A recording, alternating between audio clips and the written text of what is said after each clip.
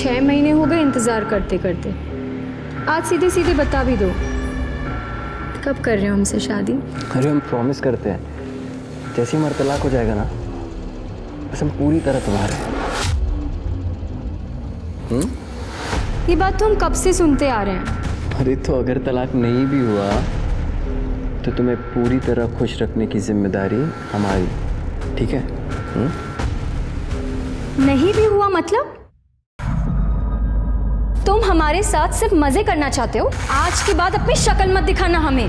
स्वीटी, मजे करेंगे, करो मजे, बदतमीज। स्वीटी,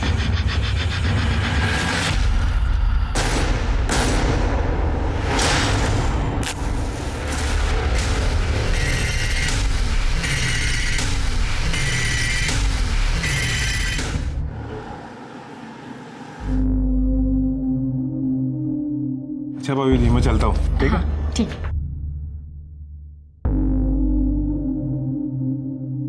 उड़ा लिए गुलशन अपने बॉयफ्रेंड के साथ।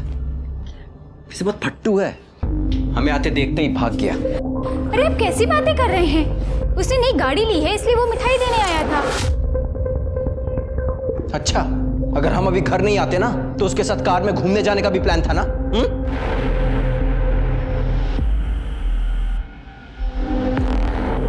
पिंकी, बेटा तुम अंदर जाओ। कम से कम पिंकी के सामने तो ऐसी बातें मत बोलिए। तो तलाक क्यों नहीं दे देती हमें? उसके बाद जितने मर्दों के साथ गुलछर्रे उड़ाने हैं ना, उड़ाते रहना। गुलछर्रे हम नहीं, आप उड़ाते हैं बाहर। हम कुछ बोलते नहीं है, इसका मतलब ये नहीं कि हमें कुछ पता नहीं है। और रही बात तलाक की, भूल जाइए उसे आप। आपका मन हमसे भरा है और आपको तलाक देकर हम अपनी पिंकी की जिंदगी खराब नहीं कर सकते। और अगर आपको तलाक चाहिए तो ये घर और गांव की प्रॉपर्टी मेरे और पिंकी के नाम आप कर दीजिए।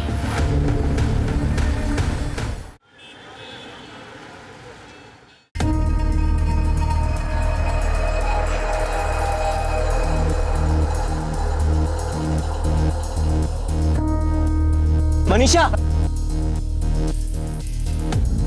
दीपक,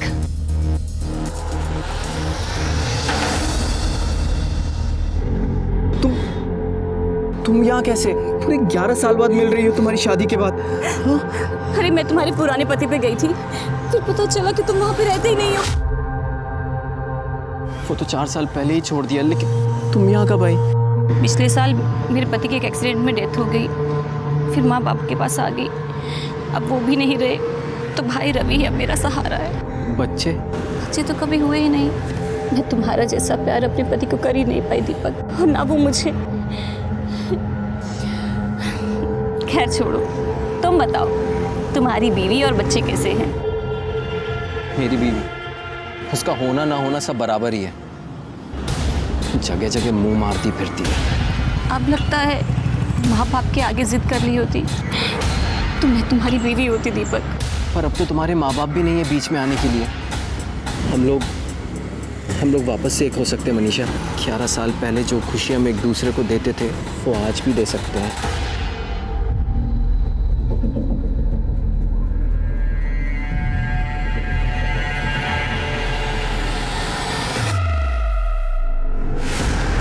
सुनिए जी? आपके पति दीपक वर्मा है ना? जी? आपके पति को हार्ट अटैक आया है। क्या? उनको यहाँ के गवर्नमेंट हॉस्पिटल में एडमिट किया मैंने। आप कौन है? मैं उनके ऑफिस में काम करता हूँ, उन्होंने मुझे आपको लाने के लिए भेजा है। जल्दी आइए, आइए। सीट बेल्ट बांध लो आप।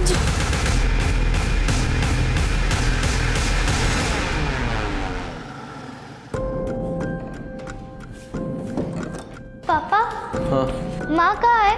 वो कब आएंगी? कब गई थी? दोपहर में। वो फोन घर पे भूल के गई है। आने तो उसको बताता हूँ अभी। आ गई। तुम यहाँ क्या कर रही हो मनीषा?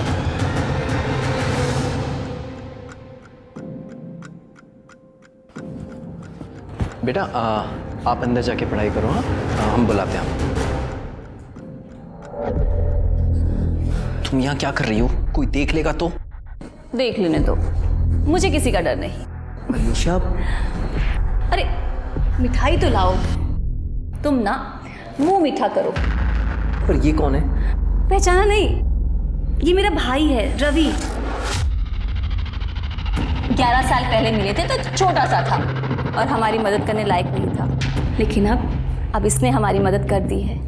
तुम्हारी बीवी को हमारे रास्ते से हटा दिया दीपक। सर पता नहीं हमारी बीवी राधा कहाँ चली गई। सर बहुत ढूंढने की कोशिश करी पर कहीं नहीं मिल रही। सर प्लीज कुछ कीजिए सर, हमें समझ में नहीं आ रहा हम क्या करें। तुम निराश मत हो, तुम्हारी बीवी को ढूंढने की कोशिश करेंगे। यादव, जी सर। इनकी मिसिंग कंप्लेन लो और कार्रवाई शुरू करो। आइए। Thank you sir. Hello,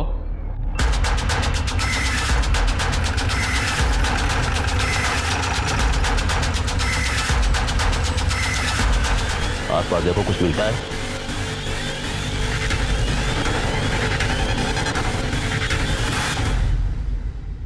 sir, ये सैंडल मिला है। कुछ मिला? सर अभी तक कुछ ऐसा नहीं मिला जिससे बॉडी की शिनाख्त हो सके। कितनी मिसिंग कंप्लेन है? सर तकरीबन 20 से 22 होंगे।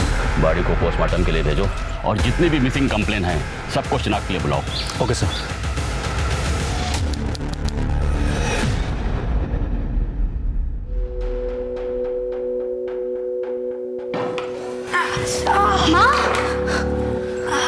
माँ, कितनी बार कहा है आपको? हमें बुलाया करो ना, हम हैं ना। बताओ आपको क्या चाहिए? अरे बेटा, इस उम्र में थोड़ी थोड़ी देर में बाथरूम जाना पड़ता है। अब तुझे बार बार तकलीफ देना अच्छा नहीं लगता है। माँ, आपने ऐसे कैसे सोचा? बेटी है तुम्हारी, आप हक से बोलो। जिंदगी भर हमें तो तुम्हें संभालना है। आइए आराम से। अच्छा माँ, हम चलते हैं, आप ध्यान रखिए अपना। ये लो सामान की लिस्ट। आगे से खुद ही जाना सामान लाने के लिए। इतनी बड़ी लिस्ट थमा दी। प्रकाश, ये बाकी के पैसे कहाँ हैं? वो तो खर्च हो गए। क्या 500 रुपये खर्च हो गए? मुझे तुम्हें सामान लेने भेजना ही नहीं चाहिए था।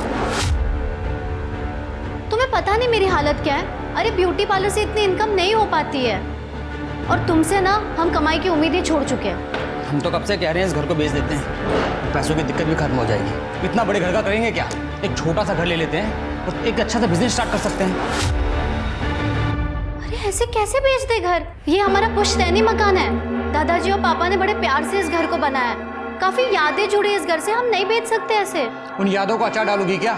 माँ की तबीयत देखिए, दिन ब दिन बिगड़ती जा रही है। जहाँ भी बैठती है वहाँ पे कपड़े गंदे कर देती है। कम से कम उन पैसों से माँ के लिए एक अच्छी नर्स रख सकते हैं। प्रकाश, अगर तू नौकरी कर लेना तो भी इस घर की हालत सही हो सकती है, समझा? हाँ, मेरे काम करने से सब ठीक हो जाएगा, पर ये घर मत बेचना। तो फिर से शुरू हो गया और मेरे जीते जी ये घर नहीं बिकेगा, समझे?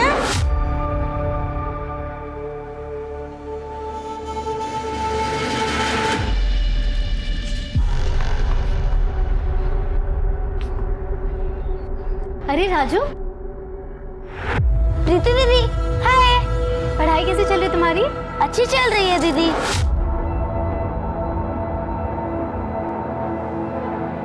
ये लो तुम्हारी चॉकलेट। थैंक यू दीदी। क्या कर रहा है उधर?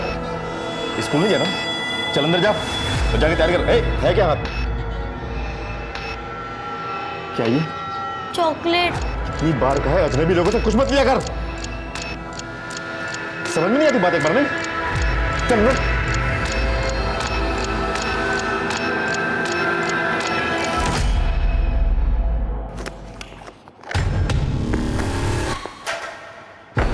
सुन, पता है ना माल किसको पहुंचाना है? पता है चाचा, लेकिन कल तो ऐसा लग रहा था कि पुलिस वाले अंकल हमें पकड़ लेंगे। चुप कर। छोटे बच्चे पर कोई शक नहीं करता। काम करेगा तो खाना मिलेगा, नहीं तो बहुत मार खाएगा। समझ में आ रही बात? ठीक है। चल फटाफट दिख गया। शाबाश।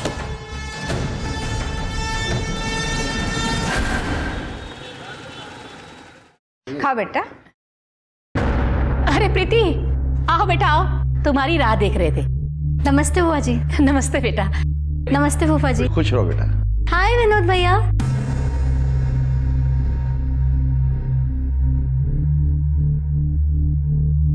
मैं ना कहती थी कितनी अच्छी जोड़ी लग रही है दोनों की। जोड़ी? ये सब क्या चल रहा है माँ? हमें कुछ समझ नहीं आया।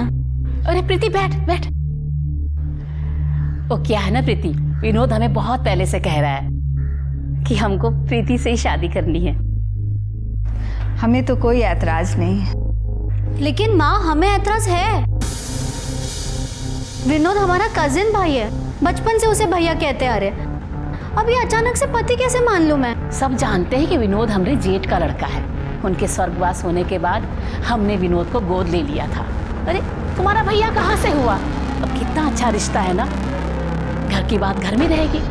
ये सब हमसे नहीं हो पाएगा। प्रीति प्रीति बेटा, अचानक ये सब बात सुन के परेशान हो गई होगी। थोड़ा वक्त दो उसको सोचने के लिए। तू बैठ बेटा। प्रकाश उठ, ले समोसा खा। बैठ बैठ बैठ। घनश्याम क्या से लाया हूँ, बहुत पसंद है ना तुझे, खा। प्रीति, तुम शादी के लिए इनकार क्यों कर रही हो? तुमको पता है ना, हम तुमको बचपन से पसंद करते हैं। बचपन में खेल में हर बार तुम हमारी पत्नी बनती थी। तब की बात और थी, खेल था वो। हमने तुम्हें कभी उस नजर से देखा ही नहीं है। देखो प्रीति, मेरा दिल मत तोड़। तुम्हें चाहिए तो और समय ले लो। हम सब सोच समझ कर ही कह। बहुत हो गया तुम्हारा नौटंकी। अगर तुमको शादी नहीं करनी है ना तो ये घर बेच दो। ये घर हमारे भैया और पापा का है, इसमें हमारा भी हिस्सा निकलता है। सुन रही है ना आप? हमको हमारा हिस्सा चाहिए। ये सब कह के काहे को बात बढ़ा रही हो? देखो कितने परेशान हो गए तुम।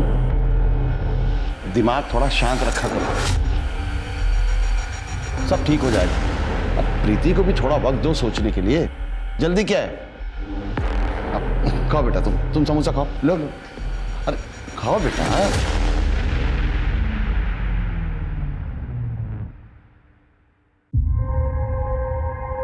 Okay, thank you.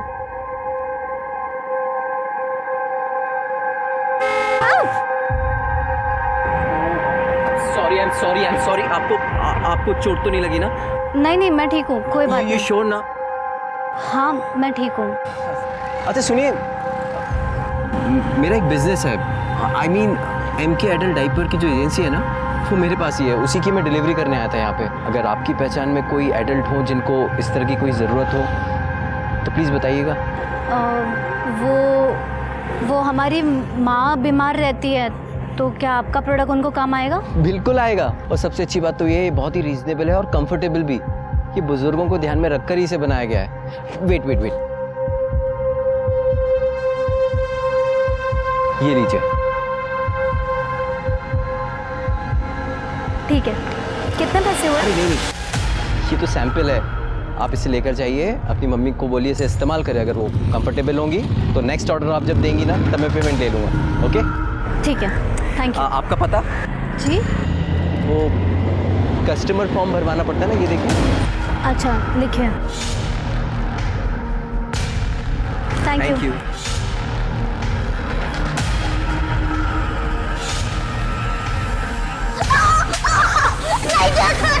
क्यों नहीं मानता मेरी बात? क्यों नहीं मानता मेरी बात? जो बोलने को करेगा। क्यों मारा इसे? क्या किया इसने? तो फिर आगे टांग अड़ानी? ये हमारा मामला आ जाता है। छोड़ दे, इस पे ना दोबारा हाथ मत उठाना, वरना ना पुलिस को बुलाऊंगी। पता है ना, बच्चों के साथ मारपीट करना गैर कानूनी है।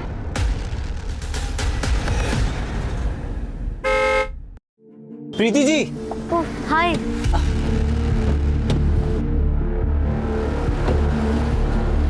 कैसी हैं आप? मैं बिल्कुल ठीक हूँ। और आंटी जी की तबीयत? माँ भी ठीक है। और हाँ, वो डाइपर्स की वजह से काफी सुकून है उनको। Thank God. वो मैं यहाँ पे खाने के लिए आया था। यहाँ बहुत अच्छा पूरी भाजी का स्टॉल है, बहुत फेमस है। आप खाएंगी मेरे साथ? नहीं थैंक यू। क्या नहीं, आइए ना प्लीज, बैठिए। चलते। अरे प्लीज चलिए ना, वैसे भी अकेले खाने का मन नहीं होता है। प्लीज। अरे खाओ ना, तुमको अच्छा नहीं लग रहा है क्या? नहीं काफी अच्छा है। और तुम्हारी फैमिली में कौन कौन है? माँ है और भाई है बस। पापा कुछ साल पहले गुजर गए थे। और आपकी फैमिली में कौन कौन है? मेरी जिंदगी में बताने लायक ऐसा कुछ है नहीं। माँ बाप बचपन में ही गुजर गए थे। और बीवी बच्चे? मैं तो खुद अभी बच्चा हूँ। वैसे कोई लड़की मिली ही नहीं आज तक, लेकिन हाँ, जिस दिन मिलेगी ना उस दिन डायरेक्ट शादी ही कर लूँगा। प्रीति? विनोद? कौन है तू? विनोद चल विनोद अरे निकल रहा हूँ ना, एक मिनट। विनोद क्या हुआ क्या? कौन है तू? विनोद, क्या करता है इसके विनोद। साथ? ए, हमारी होने वाली बीवी है, समझ गए? विनोद ये क्या बदतमीजी है? ये सेल्समैन है। हमने माँ के लिए डायपर भी इनसे लिए थे। हम जानते हैं इन्हें, मिल गए थे तो पूरी भाजी खाने आए थे बस। पूरी भाजी? हैं? प्रकाश लेके जा इसको। चल चल, हम करवाते हैं तेरी आज की। चल बैठ। क्या देख रहे हो बे? हैं? प्रीति के आसपास भी नजर आए ना, जिंदा गाड़ देंगे तुमको। ये जो डायपर लेके घूमते रहते हो ना, वो तुम्ही को पहनना पड़ेगा, समझ गए? चल चल निकल।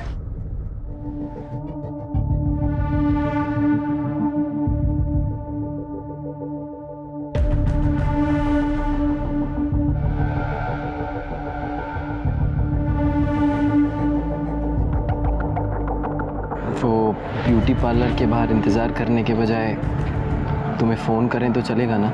हाँ चलेगा, लेकिन मैं तुम्हें दूसरा नंबर देती हूँ। वो क्या ना, विनोद मेरा फ़ोन चेक करता है। ठीक है, और हमारा पुराना नंबर भी ना बंद हो गया है, तो हम तुम्हें नए नंबर से फ़ोन करेंगे, ठीक है? ठीक है।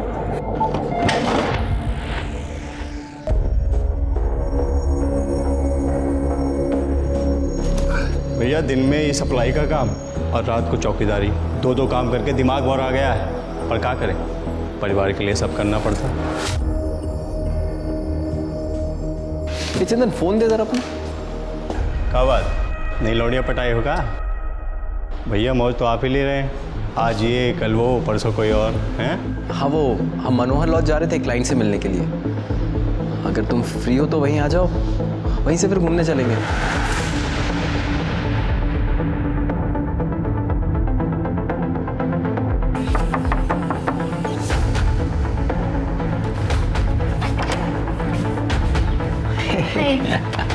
काम। दीपक तुम्हारा क्लाइंट कहाँ है?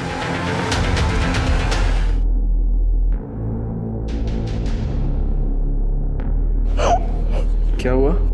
पापा, आंटी मुझसे बहुत काम करवाती है, मुझे होमवर्क भी नहीं करने देती। बेटा वो तुम्हारी माँ है, माँ की तो सेवा करनी चाहिए ना।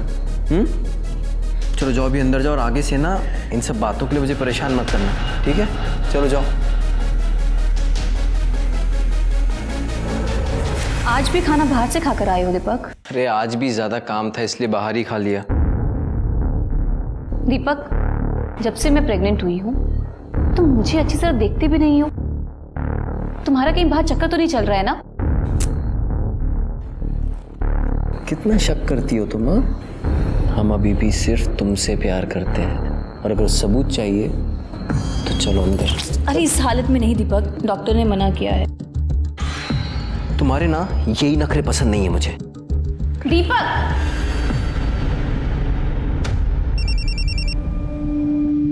हाँ दीदी। रवि, हमें लग रहा है कि दीपक हमसे कुछ छुपा रहा है। शायद उसका कहीं चक्कर चल रहा है।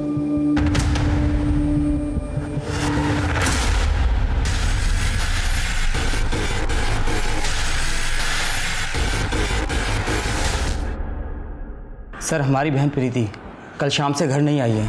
उसके ब्यूटी पार्लर से पता चला है कि वो कल 6 बजे वहाँ से निकल चुकी थी। तो तुमने उसकी मिसिंग कंप्लेंट कल शाम को क्यों नहीं लिखाई? पुलिस 24 घंटे से पहले मिसिंग कंप्लेंट लिखती कहाँ है? प्रीति रोज कितने बजे घर आती है? वैसे तो सर वो 8 बजे तक आ जाती थी, लेकिन अभी कुछ दिनों से थोड़ा सा लेट आ रही थी। क्यों? शायद उसका किसी के साथ अफेयर चल रहा था। किसके साथ? पता नहीं सर, मैंने कभी पूछा नहीं।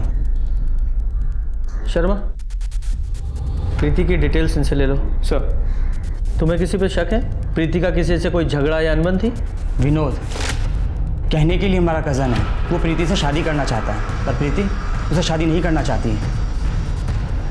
विनोद, हम तो प्रीति से 2 दिन पहले मिले थे, हमको क्या पता वो कहाँ है। हमने सुना है तो प्रीति को बहुत परेशान करता है, बहुत चिल्लाता है उस पर। सर, प्रीति को तो हम अपने घर की बहू बनाना चाहते हैं, हमें भी उसकी फिक्र है, और आप हम ही से सवाल पूछ रहे हैं।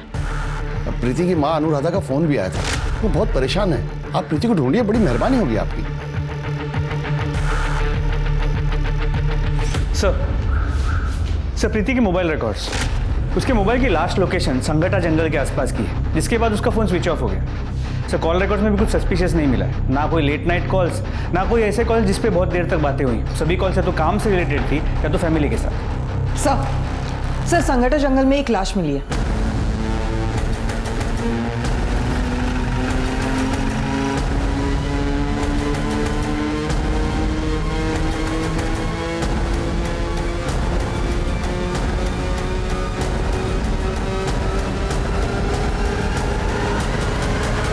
जरा चेक करो।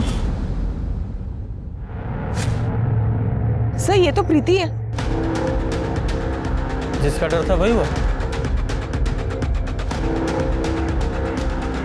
सर इसका सिर फटा हुआ है, शायद किसी भारी चीज से वार किया गया है। सर ये सैंडल दिखी, मतलब वो सैंडल भी प्रीति की थी और वो यहाँ से कुछ दूरी पे मिली, मतलब बहुत ज़्यादा चांसेस है प्रीति यहाँ भाग कर पहुँची। हाँ तो ये प्रीति यहाँ जंगल में क्यों भाग रही थी? कहीं ऐसा तो नहीं कि प्रीति का किसी ने किडनैप कर लिया हो और बाद में जब उसका किडनैपर यहाँ उसे मारने के लिए ला रहा हो तो ये बचकर भाग निकली। किडनैपर ने उसका पीछा किया और इस स्पॉट पे आके उसे दबोच लिया और मार डाला। सर ये मोबाइल और ये पर्स मिला। मोबाइल को एविडेंस बैग में डालो और साइबर सेल में भेजो। सर नहीं सर कुछ नहीं है। गुप्ता बॉडी को पोस्टमार्टम के लिए भेजो। सर सर प्रीति की पोस्टमार्टम रिपोर्ट के मुताबिक उसकी मौत 22 फरवरी की रात 6 से 9 बजे के बीच हुई है। मौत की वजह सर पे भारी चीज़ मतलब हथौड़ी जैसी किसी चीज़ से कई बार वार किया गया है। शर्मा प्रीति की 22 फरवरी की सारी टावर लोकेशन निकालो और सीसीटीवी फुटेज का क्या हुआ? सर जंगल के आसपास तो कोई सीसीटीवी कैमरा नहीं मिला। प्रीति के घर के आसपास कुछ कैमरास मिले हैं, एक टीम उसकी फुटेजेस को खंगाल रही है। सर हमने प्रीति की ब्यूटी पार्लर क्रॉस चेक किया, लेकिन प्रीति अपने पार्लर से करीब 6 बजे के आसपास निकल गई थी। फिर वो संगठा के जंगल में कैसे पहुंची? शर्मा उस एरिया के जितने भी हिस्ट्री शीटर हैं सबको उठाओ। प्रीति के भाई ने बताया था प्रीति का किसी के साथ अफेयर था। सर उसने कहा तो था, लेकिन कॉल रिकॉर्ड्स में ऐसी कोई बात सामने नहीं है।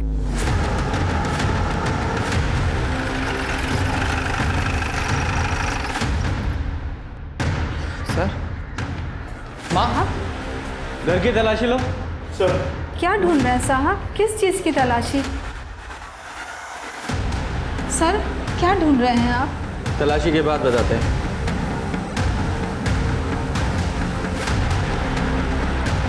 सर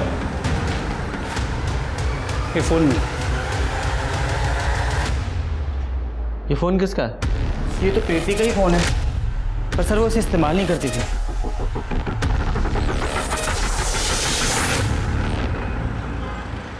ठीक है सर प्रीति के पुराने फ़ोन को चेक किया, पिछले 1 महीने से वो सिर्फ एक नंबर से बात कर रही थी। सर वो नंबर किसी चंदन मिश्रा के नाम पे रजिस्टर्ड है।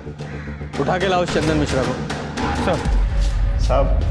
साहब उस दीपक सिन्हा का अफेयर चालू था प्रीति के साथ। उससे बात करने के लिए वो हमारा फ़ोन इस्तेमाल करता था, कभी कभी तो खुद ही जेब से निकाल लेता था साहब। पुरानी जान पहचान थी तो हमने मना भी नहीं किया। इसके अलावा हम कुछ नहीं जानते साहब, हमने कुछ नहीं किया साहब। कुछ अच्छी कहानी है। कहानी नहीं है साहब, ये देखिए साहब, ये है दीपक सिन्हा। शर्मा इस दीपक सिन्हा की पूरी डिटेल्स निकालो।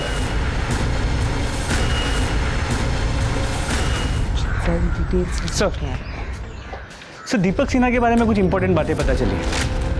दीपक सिन्हा की 2 शादियां हुई। उसकी पहली बीवी राधा 8 महीने पहले 14 जून को अचानक से गायब हो गई।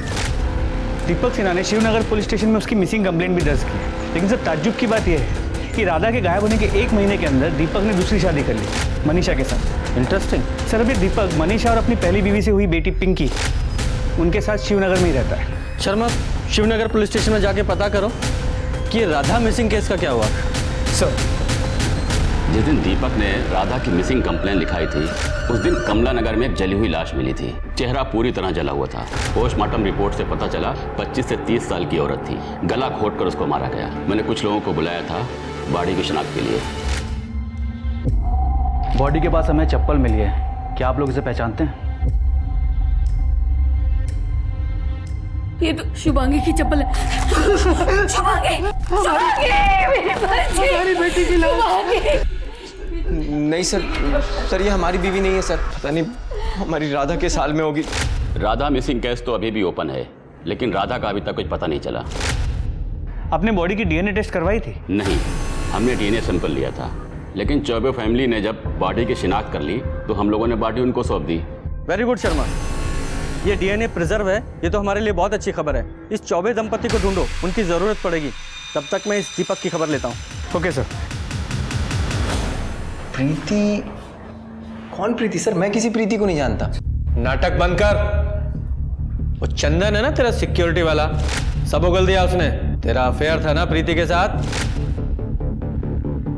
दीपक, ये सब क्या है? इंस्पेक्टर सर क्या बोल रहे हैं? 22 फरवरी की शाम को 6 से 8 बजे के बीच कहाँ था तू? मैं तो ऑफिस में ही था सर।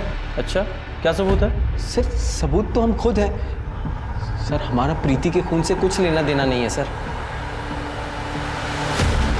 मैंने खून कब कहा? मैंने तो ऐसा कोई आरोप नहीं लगाया।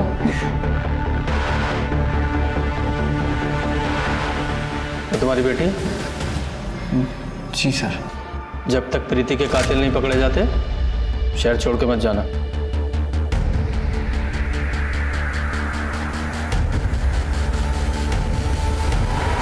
आपकी बेटी शुभांगी के केस के बारे में आपसे बात करनी थी। उसका कोई फोटो है आपके पास? जी सर, हम बहुत परेशान थे। हमने उस चप्पल को देखकर उस जली हुई लाश को अपनी बेटी मान लिया था, लेकिन सर हमें लगता है कि हमारी बेटी आज भी जिंदा है। ऐसा क्यों लगता है आपको? पिछली दिवाली को एक फ़ोन आया था और उस फ़ोन पे एक लड़की के रोने की आवाज़ आ रही थी और सर वो लड़की मुझे पापा बोल रही थी, लेकिन सर अचानक से ही कॉल कट गया। हमने उस नंबर पर कई बार कॉल किए पर किसी ने फ़ोन नहीं उठाया। हमें लगा ये हमारा वहम है। उस वक्त भी हमें शक था कि शुभांगी किसी लड़के के साथ भाग गई है। पूजा, जरा चेक करो इन लोगों का शक सही है या नहीं। सर। शर्मा, इन दोनों के डीएनए सैंपल ले लो और जरा मैच करा के देखो। सर।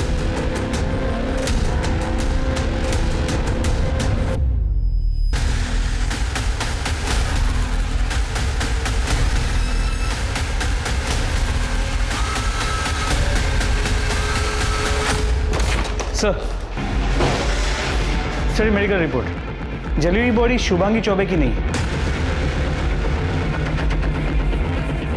तो वो डीएनए दीपक सिन्हा की बेटी पिंकी से मैच करा के देखो।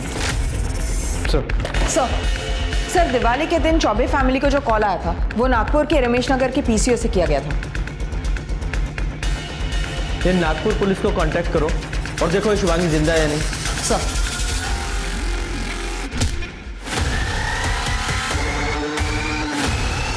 लीजिए भाभी, खाना खा लीजिए। ऐसे कब तक चलेगा भाभी? ऐसे में आपकी तबीयत और खराब हो जाएगी। खा लीजिए। अब भगवान की इच्छा के आगे किसका जोर चला है भाभी जी? हम भी तो प्रीति को अपने घर की बहू बनाने का सपना देख रहे थे, सब मिट्टी में मिल गया। जिसने भी ये किया है भगवान माफ नहीं करेगा उसको। जाने वाले के साथ मरा तो नहीं जाता ना। हम है, प्रकाश है, हम सब आपका ख्याल रखेंगे। तो वैसे प्रकाश है कहाँ? हाँ ठीक है, जाओ जरा आसपास चेक करो, बॉडी चेक करो। सर ये तो प्रकाश है, प्रीति का भाई। एक ही परिवार के दो लोगों का खून होना ये कोई इत्तेफाक नहीं हो सकता। जरूर इसके पीछे कोई गहरी साजिश है। सर, इसके सिर पे भी वार किया गया है। घाव गहरा नहीं है, लेकिन ये चद्दर पे खून के निशान है और सर ये गले पे रस्सी के निशान है। ये देखकर लग नहीं रहा है ये क्राइम सीन है। सर, ये चद्दर पे से बाल मिला है। इसे लैब में भेजो सर। और चादर को भी लैब में भेजो और बॉडी को पोस्टमार्टम के लिए भेजो।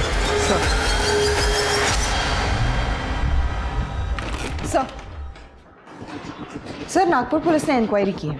हमारा शक सही निकला। शुभांगी नागपुर में रहती है अपने पति के साथ। ये रही उन दोनों की फोटो। सर, शुभांगी ने कबूल किया कि उसके माँ बाप इस शादी के खिलाफ थे, इसलिए वो गोरखपुर से नागपुर भाग गई थी। Good job. इस शुभांगी को गोरखपुर आने के लिए बोलो। सर।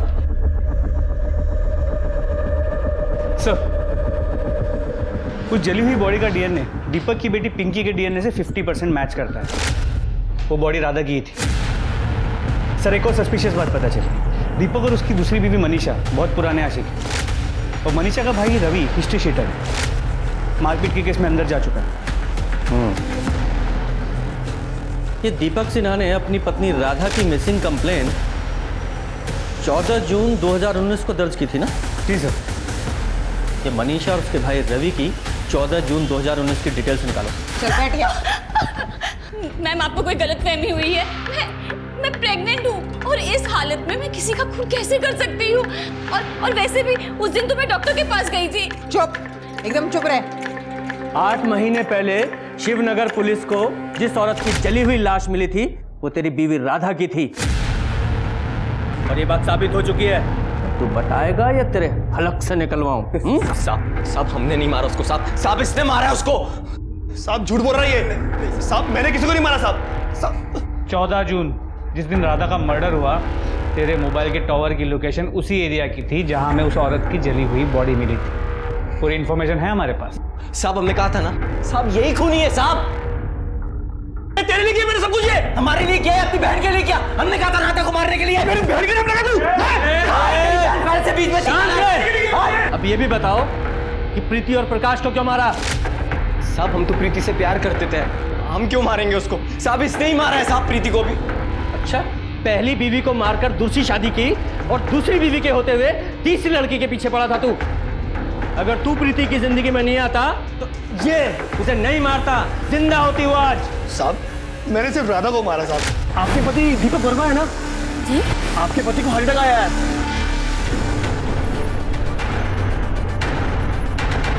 उसके अलावा मैंने किसी को नहीं मारा साहब। साहब इसे नहीं मारा होगा ये। 22 फरवरी की शाम 6 से 9 के बीच कहाँ था तू? साहब मैं तो शादी में गया था साहब।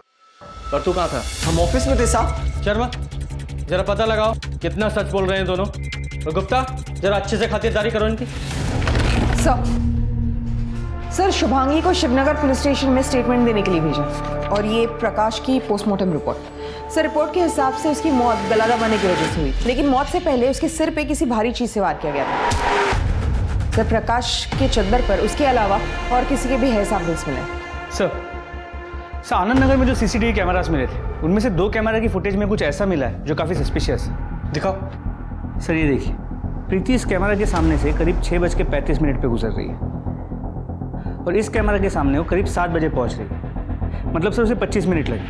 लेकिन जब हमने इसके पहले के दिनों की फुटेजेस को कंपेयर किया तो ये डिस्टेंस कवर करने के लिए वो सिर्फ 10 मिनट ले रही थी। मतलब 15 मिनट के लिए ये प्रीति कहीं रुकी थी। लेकिन सर उस रास्ते पे सिर्फ एक बंद घर, वहाँ क्या करने गई? ये तो पता लगाना पड़ेगा।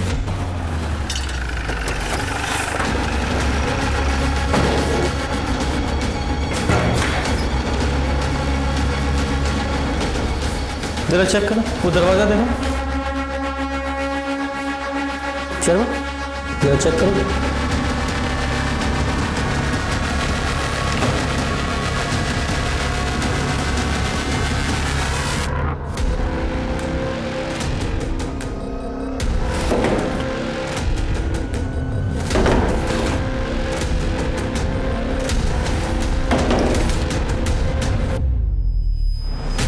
Raju Singh, 6th division, room number 105, Shankar road, Anand नगर।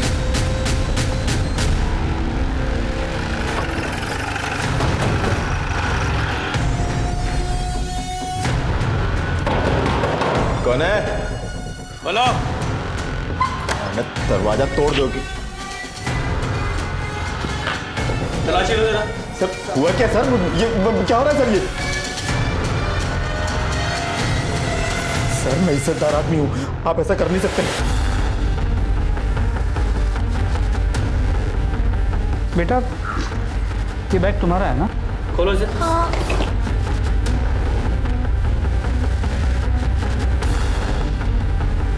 तुम्हारे बैग में ये कट्टा कहाँ से आया? बताना कहाँ से आया? कट्टे स्मगल करने के लिए बच्चे का इस्तेमाल करता है तू? बोल। सर ये देखिए क्या मिला।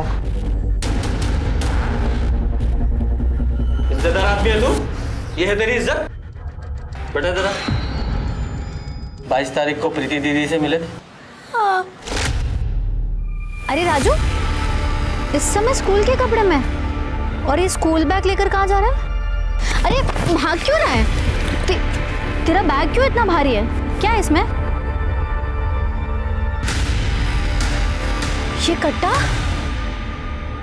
ये तेरे पास कैसे आया? तेरे चाचू ने दिया ना तुझे ये?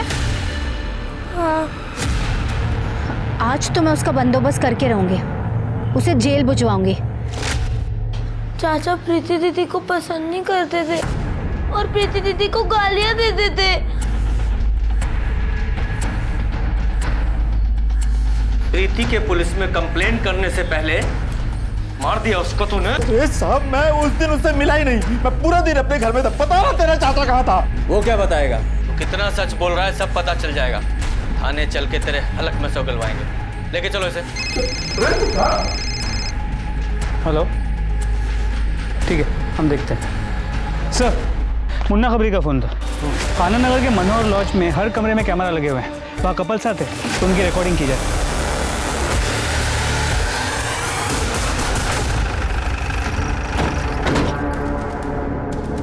शर्मा, मैनेजर को लेके आओ। पूजा, हर एक रूम में बताओ कि हिडन कैमरे लगे हुए हैं, कोई पैनिक नहीं चाहिए। अब लोग जाओ, तलाशी लो। अरे साहब हमने क्या किया बता दो साहब। बट मैंने किया क्या है साहब? अभी पता चलेगा। गुप्ता, बाकी कमरे चेक करो। सर, ये 2 कैमरास मिले, बाकी कमरे चेक हो रहे हैं। क्या है ये? बोल वरना मार मार के टमाटर की तरह तुझे लाल कर दूंगा। बताता हूँ साहब, हम तो सिर्फ यहाँ पे काम करते हैं साहब। हमें कहा गया था कि इस वीडियो रिकॉर्ड करके उसकी कॉपी बना के एक आदमी को भेजते रहे। वो आदमी हमें उस वीडियो के बदले अच्छे पैसे देता है साहब। कौन है वो आदमी? कौन है वो आदमी? शर्मा, जहाँ इन कैमराज की वीडियो रिकॉर्डिंग होती है वो हार्ड डिस्क रिकवर करो। सर, मनोहर लॉज से जो हार्ड ड्राइव बरामद हुए थे उनमें कई सारे वीडियोस मिले। सर, उनमें से एक वीडियो में प्रीति भी है। प्रीति? सर ये देखिए।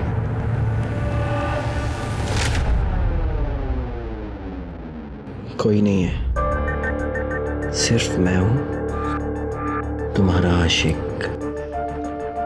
प्लीज दीपक, ये सब मत करो। अरे प्रीति, प्यार करते हैं हम तुमसे। और कुछ नहीं होगा। दीपक प्लीज दूर जाओ। कुछ नहीं होगा प्रीति, मैं बोल रहा हूँ। दीपक मुझे छोड़ो। देखो शादी के बाद ये सब ठीक है, लेकिन उसके पहले कुछ भी नहीं। मुझे घर जाना है। प्रीति, मुझे प्रीति हमारी बात सुनो। सॉरी, अब वो गलती हो गई हमसे।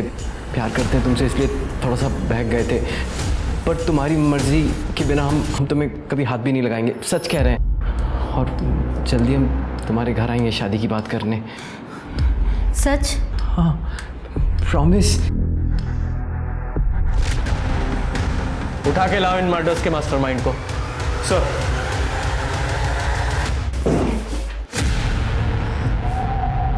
सीधे सीधे सच्चाई बताओगे या और मार खाओगे? बता रहे हैं। उस लॉज से हमने जब नए वीडियो का स्टॉक मंगाया तो उसमें हमको प्रीति भी दिखी। हमारा माथा घूम गया, इसलिए घर जाते हुए प्रीति को हमने बात करने के बहाने गाड़ी में बैठाया और जंगल के पास लेकर गए। ये सब काम करती हो तुम? होटल में जाके रंगरलियां मनाती हो, कल को रास्ते में खड़े करोगे। ये घटिया काम तुम्हें पसंद है पर मेरा बेटा नहीं। देखिए फूफा जी, हमसे ना तमीज से बात कीजिए, और ये हमारा पर्सनल मामला है, आप बीच में मत पड़िए। तो जिसके साथ मुंह काला कर रही है ना होटल में, वो दीपक वर्मा शादीशुदा है। वो 2 शादी की है उसने। उल्लू बना रहा है तुझे। झूठ बोल रहे हैं आप। और ये वीडियो दिखा के आप क्या बताना चाहते हैं? लॉज में कैमरा लगा हुआ था ना, ये सब आपको कैसे पता चला? आप पहले खुद के कैरेक्टर को देखो कि आप कैसे हो। फूफा जी, आपकी जो ये असलियत है ना, मैं सबको बताऊंगी। देखना, मैं सबको बताऊंगी।